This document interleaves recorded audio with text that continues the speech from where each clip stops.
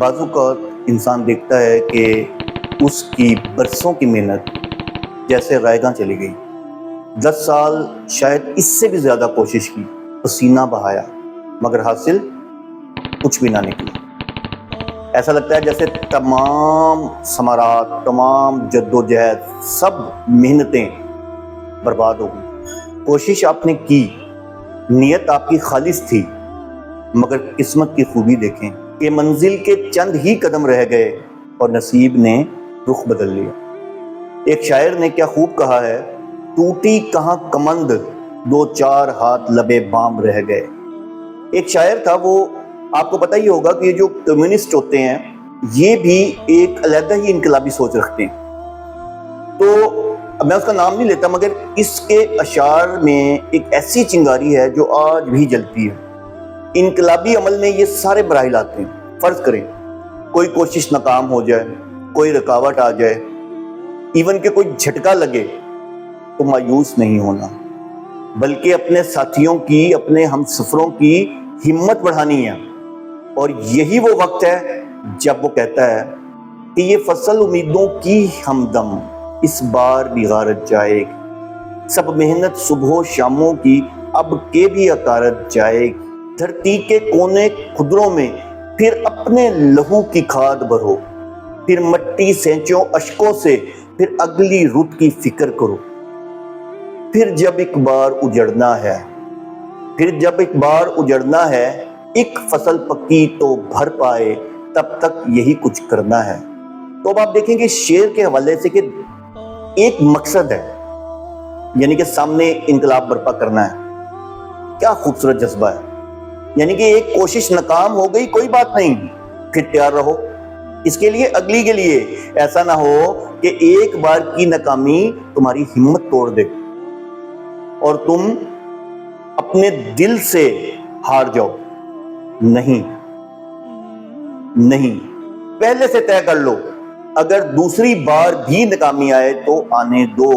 ہماری ذمہ داری کیا ہے؟ ہماری ذمہ داری ہے کوشش.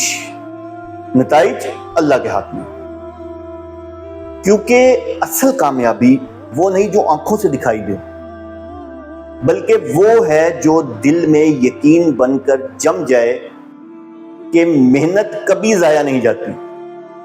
اللہ کے ہاں کوئی کوشش رائگاں نہیں رہتی.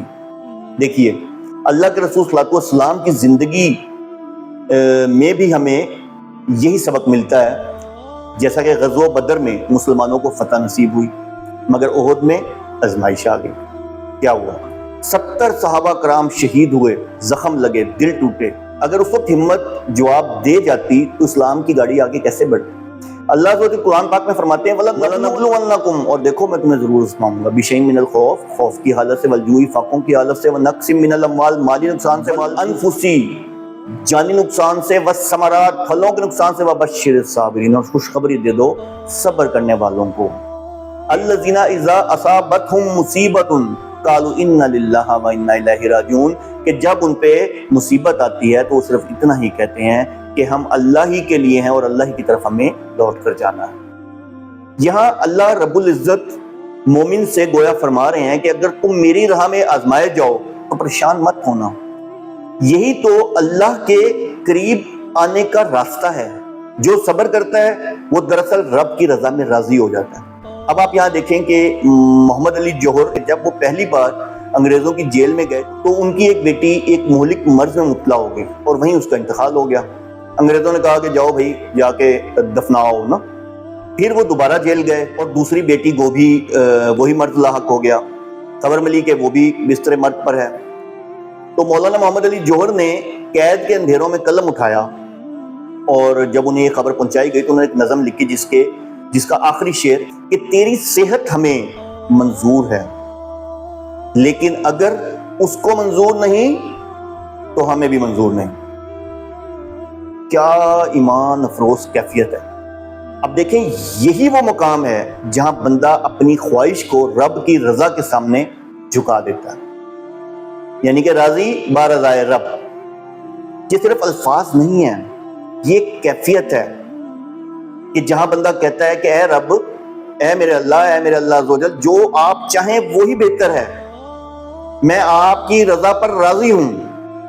جب انسان اس مقام پر پہنچ جاتا ہے تو پھر ناکامی سے توڑتی نہیں بلکہ مزید مضبوط کر دیتی ہے، کیونکہ وہ جانتا ہے کہ اللہ کے فیصلے میں کوئی غلطی نہیں ہوتی۔ جو رب پر راضی ہو جائے دنیا اور آخرت دونوں اس کے لیے آسان کر دیے جاتے ہیں۔ راضی با رضائے رب، یہی وہ جملہ ہے جو ہر تھکے ہوئے دل کو سکون دیتا ہے۔ یہی وہ یقین ہے جو انسان کو طوفانوں میں بھی قائم رکھتا ہے، کھڑا رکھتا ہے، اور یہی وہ ایمان ہے جو انسان کو کہتا ہے اگر تو راضی تو میں بھی راضی۔